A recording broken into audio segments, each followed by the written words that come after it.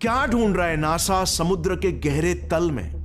Yes, समुद्र की सतह से 10 किलोमीटर नीचे गहरे पानी में ऐसा कौन सा राज मौजूद है जिसे नासा डेस्परेटली खोज निकालना चाहता है? बहुत कम लोग ये बात जानते हैं कि फ्लोरिडा के तट से थोड़ी ही दूर समुद्र की 20 मीटर की गहराई में दुनिया का इकलौता अंडर वाटर लैब बसा हुआ है जिसका नाम है एक्वेरियस रीफ बेस। यहाँ पर हर साल नासा के 5 से 6 रिसर्चर्स और एस्ट्रोनॉट्स, यस एस्ट्रोनॉट्स, कई हफ्तों के लिए भेजे जाते हैं एक खास किस्म के प्रोजेक्ट के खातिर जिसका नाम है प्रोजेक्ट नीमो, यानी कि NASA's extreme environment mission operations. इन नासा साइंटिस्टों को स्पेसिफिकली बोला जाता है एक्वेनॉट्स। सिर्फ यही नहीं, नासा की एक ऑटोनोमस अंडर वाटर व्हीकल है जिसका नाम है ऑर्फियस। ये समुद्र के 10 किलोमीटर अंदर डीप डाइव करके वहां पर आज रिसर्च कर रही है। बट नासा जैसी एक स्पेस एजेंसी का आखिर समुद्र की गहराइयों में क्या काम है भाई? आफ्टर ऑल, अमेरिका के पास ओशन रिसर्च करने के लिए तो अलग से एक बड़ी ऑर्गेनाइजेशन है ही, NOAA, national oceanic and atmospheric administration. So क्या नासा को समुद्र के नीचे किसी एलियन लाइफ फॉर्म होने के सबूत मिले हैं क्या? या फिर पृथ्वी पर कोई बड़ी दुर्घटना घटने वाली है जिसका एहसास नासा साइंटिस्टों को पहले से ही हो चुका है?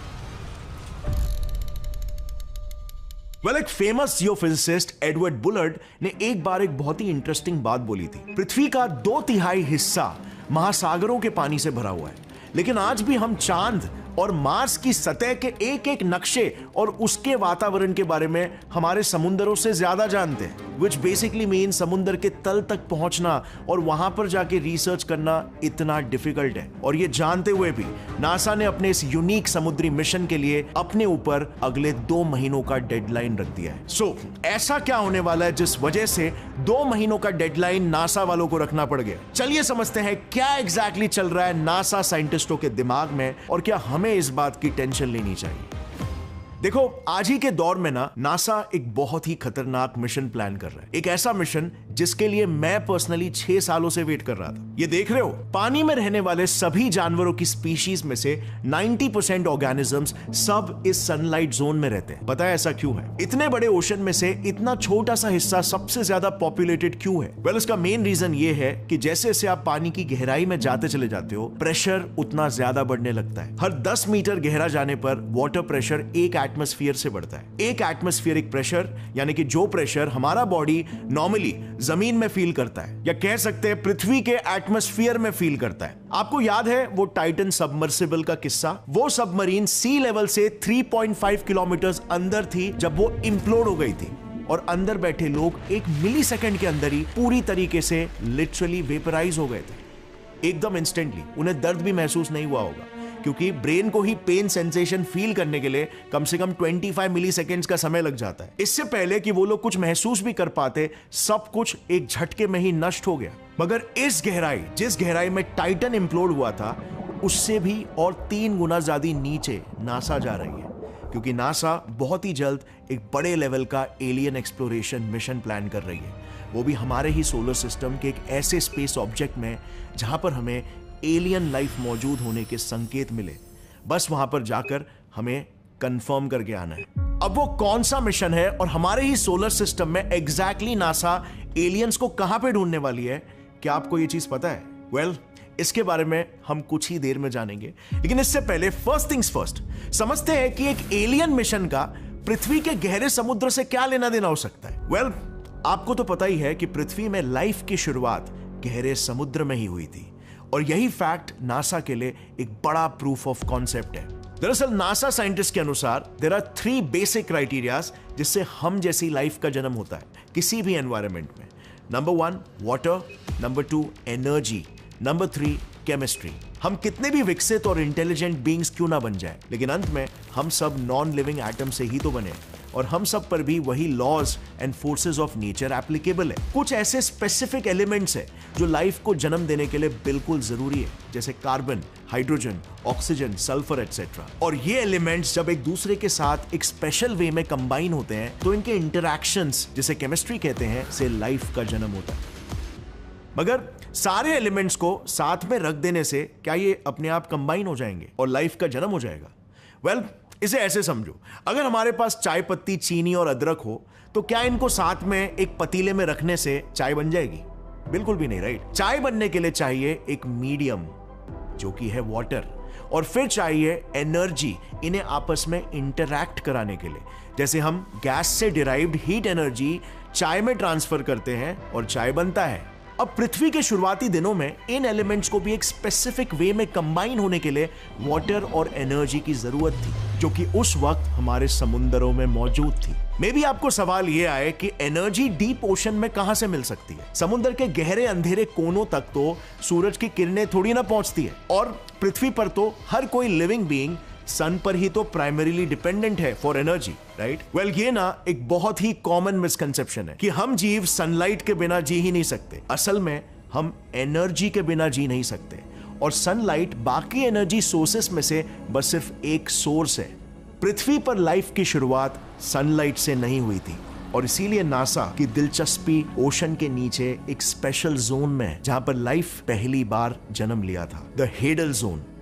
अब ये हेडल जोन क्या है और इसकी मदद से साइंस लाइफ के ओरिजिनेशन की गुत्थी को कैसे सॉल्व कर रहा है, ये समझने से पहले चलो एक मिनट निकालकर हम ये डिस्कस कर लेते हैं कि कैसे साइंस की मदद से आज हम क्रुकेड टीथ को फिक्स कर सकते हैं एक क्रिएटिव तरीके से। मतलब आज तक इनको फिक्स करने का बस एक ही तरीका था, मेटल ब्रेसेस लगाओ, लेकिन इसमें कई प्रॉब्लम्स है, जैसे कि काफी पेनफुल होते हैं, इनके ट्रीटमेंट में भी 2 से 2.5 साल लग जाते हैं, और इनमें काफी फूड रेस्ट्रिक्शंस भी होते हैं। लेकिन आज इसका एक काफी बेहतर ऑल्टरनेटिव निकल कर आ गया है, जो है टीथ अलाइनर्स बाय टूथसी, जो कि कंप्लीटली ट्रांसपेरेंट है, तो किसी को भी पता नहीं चलेगा कि आपने ये पहना हुआ है। प्लस ये रिमूवेबल भी है, मतलब no food restrictions and good oral hygiene. Toothsi teeth aligner सिर्फ 6 से 10 महीनों में ही आपके टेढ़े मेढ़े दांतों को सीधा करता है और दांतों के गैप्स को भी बंद करता है, which is much faster than traditional metal braces. इन्हें बनवाने का प्रोसेस भी काफी सिंपल है। इनका खुद का एक ऐप है जिससे आप घर बैठे बैठे टीथ स्कैन बुक करवा सकते हो, या फिर आप इनके एक्सपीरियंस सेंटर भी जा सकते हो, और कुछ ही दिनों में आपके अलाइनर्स घर में डिलीवर हो जाएंगे। टूथसी के 26 प्लस एक्सपीरियंस सेंटर्स और 2000 पार्टनर क्लिनिक्स भी है इन इंडिया, और इसी सब टेक्नोलॉजी की वजह से टूथसी अलाइनर्स काफी अफोर्डेबल है। और टूथसी ने 3 लाख से भी ज्यादा स्माइल्स डिजाइन किए हैं, सो रिजल्ट्स आर गारंटीड। एक ब्यूटीफुल स्माइल आपका कॉन्फिडेंस काफी इंक्रीज कर सकती है, तो definitely consider checking out Toothsi teeth aligners. Click on the link in the description and download the Toothsi app to book a 3D teeth scan free. Now let's come back to the topic. हम discuss कर रहे थे कि आखिर क्यों scientist एकदम से hadal zone में इंटरेस्ट लेने लग गए। सो द हेडल जोन ना ओशन का सबसे नीचे वाला हिस्सा होता है, जो समुद्री तल को टच करता है। कई जगहों पर ये 11 किलोमीटर की गहराई तक भी जाता है, और ये डेंजरस टेरेन से भरा हुआ है। यहां पर पाए जाते हैं हाइड्रोथर्मल वेंट्स। अब हाइड्रोथर्मल वेंट्स यानी कि बेसिकली अंडर वाटर वोल्केनोस, ये जब फटते हैं तब उबलता हुआ पानी और साथ में मिनरल्स और लावा स्टीम रिलीज होता है। ये अंडर वाटर गीजर्स या हॉट स्प्रिंग्स जैसे होते हैं। वेंट से रिलीज हुए पानी का टेम्परेचर अप्रोक्सीमेटली 400 डिग्री सेल्सियस तक हो जाता है, जो सॉलिड मेटल तक को पिघला सकता है। वंस अगेन सन से नहीं, हमारे अर्थ के एक्सट्रीमली हॉट कोर में से आई एनर्जी ने पृथ्वी में लाइफ को जन्म दिया। इसी एनर्जी के वजह से सबसे पहले कॉम्प्लेक्स बायोमोलिक्यूल्स जैसे प्रोटीन्स, लिपिड्स, आरएनए एटसेट्रा बने, जिसने फिर फर्स्ट यूनिसेलुलर बैक्टीरियाज और वायरसेस को जन्म दिया, जो फिर लाखों करोड़ों सालों के म्यूटेशंस और एवोल्यूशन के बाद मल्टी सेलुलर प्लांट्स और एनिमल स्पीशीज में तब्दील हो गए। ऐसे शुरुआत हुई थी लाइफ की हमारे पृथ्वी पर, जिससे इंस्पायर होकर नासा दूसरे गोलों पर भी लाइफ ढूंढ रहा है। सो अब आता है अगला सवाल, आखिर वो कौन सा स्पेस ऑब्जेक्ट है जिस पर हमें बिल्कुल ऐसे ही सिमिलर कंडीशंस मिल सकते हैं? मर्क्यूरी सन के बहुत ही ज्यादा करीब है, वीनस बहुत ही ज्यादा एसिडिक है, मार्स को तो ऑलरेडी हम स्टडी कर ही रहे हैं, एंड सो फार वहां पर अब तक कहीं पर भी लिक्विड पानी नहीं मिला है। और उसके बाद वाले प्लैनेट्स वो तो सारे के सारे गैस जायंट्स हैं, उधर पानी क्या जमीन भी नहीं है। Well, you are right, gas giants तो बिल्कुल नहीं, लेकिन उनके मून्स तो सॉलिड है ना। उन्हीं मून्स में से एक है परफेक्ट कैंडिडेट, यूरोपा। ये जुपिटर का 4th लार्जेस्ट मून है, जहां पर नासा के डेटा के हिसाब से हमारे अर्थ के ओशंस जैसा ही सिमिलर सॉल्ट वाटर ओशन छुपा हुआ है। 1979 के वॉयेजर मिशंस और 1989 में लॉन्च हुए गैलीलियो मिशन ने जब यूरोपा के क्लोजअप इमेजेस लिए और स्पेक्ट्रोस्कोपिक डेटा को स्टडी किया तो यह पता चला कि वैसे तो यूरोपा का सरफेस पूरा सॉलिड आइस से कवर्ड है, लेकिन जुपिटर की स्ट्रॉन्ग ग्रेविटी की वजह से यूरोपा का सरफेस स्ट्रेच और स्क्वीज होता है। इसे कहते हैं टाइडल फ्लेक्सिंग। अब ये कांस्टेंट पुश एंड पुल की वजह से प्लैनेट का कोर एक्टिव है और इसमें मैसिव जियोथर्मल एनर्जी जनरेट होती है, जिसके कारण सरफेस के नीचे का वाटर लिक्विड स्टेट में ही बना रहता है। और उसके मैग्नेटिक फील्ड के सिग्नेचर्स से यह भी प्रूव हुआ कि वहां पर ग्लोबली सॉल्ट वाटर ओशन मौजूद है। और इंटरेस्टिंग बात पता है, साइंटिस्टों ने यह भी कैलकुलेट किया कि यूरोपा के ओशन में अर्थ से दुगुना पानी मौजूद है। And even as you know, earth की ही तरह यूरोपा का भी कोर जियोथर्मल एनर्जी से भरा पड़ा है और इनके ओशंस का कॉम्पोजिशन भी बिल्कुल सिमिलर है। और इस वजह से यहां पर भी हाइड्रोथर्मल वेंट्स मिलने के चांसेस काफी ज्यादा हाई है। ऑल्टरनेट स्टडी में यह प्रूव हुआ कि यूरोपा के एनवायरनमेंट में और सरफेस कॉम्पोजिशन में वो फंडामेंटल एलिमेंट्स भी मौजूद है जो लाइफ की बायोकेमिस्ट्री को सपोर्ट कर सके, जैसे carbon, oxygen, hydrogen, sulphur etcetera. और इसी वजह से नासा यहां पर अपना स्पेस प्रोब भेज रहा है इसे और डिटेल में स्टडी करने के लिए और यहां पर एलियन लाइफ होने के प्रमाण ढूंढ के निकालने के। अब ये मिशन ना इतना अमेजिंग होने वाला है कि मैं पर्सनली, जैसे मैंने बताया, 6 सालों से इसका इंतजार कर रहा था। इसे नॉर्मल मिशन बिल्कुल मत समझना, सभी स्पेस एजेंसीज के लिए ये ग्रैंड इंस्पायरिंग मिशन होने वाला है। आपको बस सिर्फ इसका एक अंदाजा देने के लिए हमारे चंद्रयान 3 मिशन से इसे कंपेयर करते हैं, जो कि एक सक्सेसफुल और हाईली सेलिब्रेटेड मिशन था। उसमें मून तक पहुंचने के लिए हमारे रॉकेट ने अर्थ के 5 चक्कर लिए थे ताकि एक स्लिंग शॉट इफेक्ट के जरिए वहां तक जाने का मोमेंटम जुड़ सके। बट यूरोपा तक जाने के लिए नासा लिटरली, वो गेम हुआ करता था ना पिनबॉल करके, उसमें बॉल कैसे इधर उधर आसमान से गिरे, खजूर में अटके, खाके सब जगह के फटके, वही स्ट्रैटेजी इस्तेमाल करने वाला है।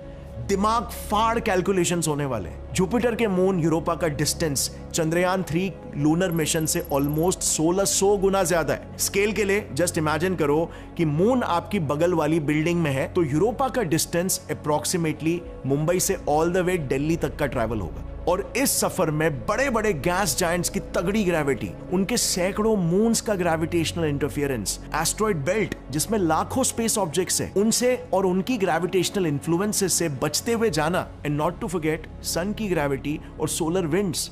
ये सुपर कॉम्प्लिकेटेड मिशन होने वाला है। बोलना क्या, आपको इसकी एक झलक ही दिखा देता हूं। सो देखो, यूरोपा मिशन का फर्स्ट फेज है Europa clipper satellite. Expected timeline ये है कि यूरोपा क्लिपर बस 2 महीनों के अंदर अक्टूबर 2024 को अर्थ से लॉन्च होगा और फिर वो मार्स पहुंचकर उसका स्लिंग शॉट लेकर एक बूमरैंग जैसे अर्थ की तरफ वापस आएगा। फिर अर्थ का स्लिंग शॉट लेकर स्पीड पकड़ेगा जुपिटर की तरफ, जिस तरफ ये लिटरली एक पिंग पोंग की तरह शूट होके यूरोपा की ओर ट्रैवल करेगा। और ये तो बस शुरुआत है। अर्थ से निकल के यूरोपा तक पहुंचने के लिए करीब 7 साल की जर्नी कैलकुलेट की है साइंटिस्टों ने। और इमेजिन करो, इस पूरे टाइम फ्रेम में हर एक प्लैनेट और स्पेस बॉडी की प्रेजेंट पोजीशन और फ्यूचर पोजीशन को कैलकुलेट करना, एग्जैक्टली किस एंगल से स्पेसक्राफ्ट को लॉन्च करना है उसको कैलकुलेट करना, क्योंकि प्लैनेट्स और मून्स तो अपने अपने ऑर्बिट में घूम रहे हैं, तो हर एक पड़ाव पे किस डायरेक्शन में और कितने टाइम में पहुंचना है, ये सारी चीजों को नासा ने कैलकुलेट और प्रेडिक्ट करके अपने मिशन को प्रोग्राम किया है। अब इस सैटेलाइट की यूरोपा मून में एंट्री तो और भी ज्यादा फिल्मी है। जुपिटर के करीब पहुंचने के बाद यूरोपा के ऑर्बिट में घुसने के लिए यूरोपा क्लिपर सैटेलाइट जुपिटर के गैलीलियन मून्स, जो कि जुपिटर के 4 सबसे बड़े मून्स हैं, उनके मल्टीपल फ्लाईबाइज करके यूरोपा के ऑर्बिट में घुसने वाला है। और इसीलिए मैं पर्सनली इतना एक्साइटेड हूं। अच्छा, जब 2031 में इसकी स्पेस जर्नी खत्म होगी ना, तो ये प्रोब यूरोपा पर वहां की सतह और एनवायरनमेंट को स्टडी करना स्टार्ट कर देगा, जिसके बाद वहां के gravity values, temperature readings, atmosphere, winds etcetera का डेटा ये अर्थ तक भेजेगा। और फिर इसके बाद जो ऑपरेशन होगा ना, वो किसी साइ-फाई मूवी से लिटरली कम नहीं होने वाला है।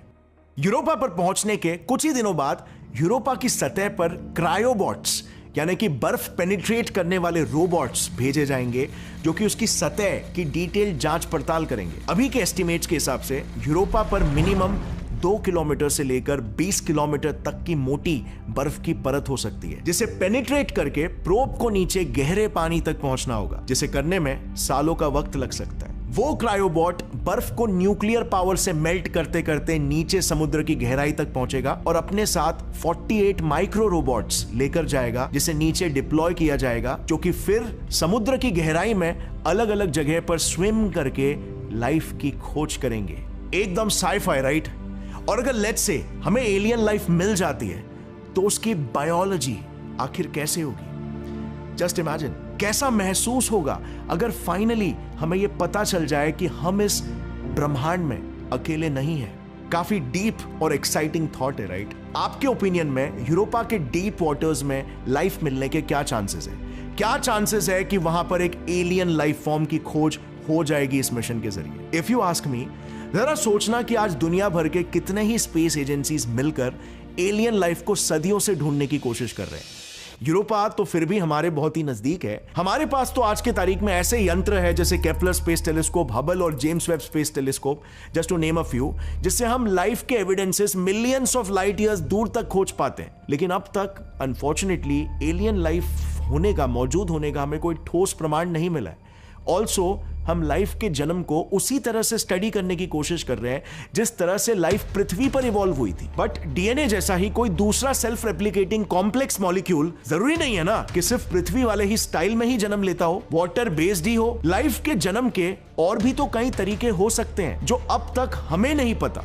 हम सिर्फ पृथ्वी वाले मॉडल के आधार पर ही हमारी खोज कर रहे हैं, जो कि एक्सट्रीमली रेयर हो सकता है and we might just be barking at the wrong tree.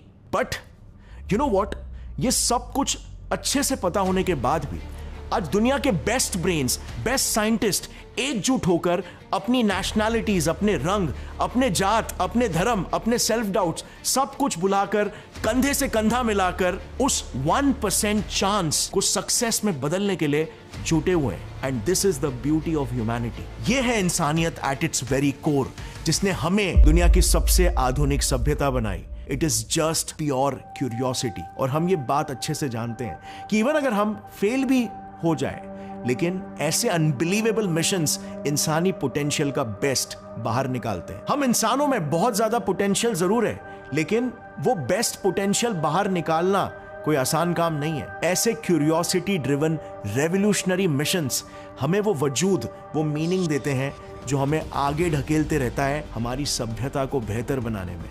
और इतिहास गवाह है इस बात का कि जब भी कोई ऐसा क्रांतिकारी मिशन आता है तो जो साइंस और टेक्नोलॉजी उस मिशन के लिए डेवलप होती है, उसका फायदा इंसानी सभ्यता के सभी डोमेन्स को एम्पावर करने में ही होता है। So with that said, let curiosity be the ultimate driver of your life, because there is always so much to learn, so much to explore and so much to grow. Gaurav Thakur signing off. Jai Hind.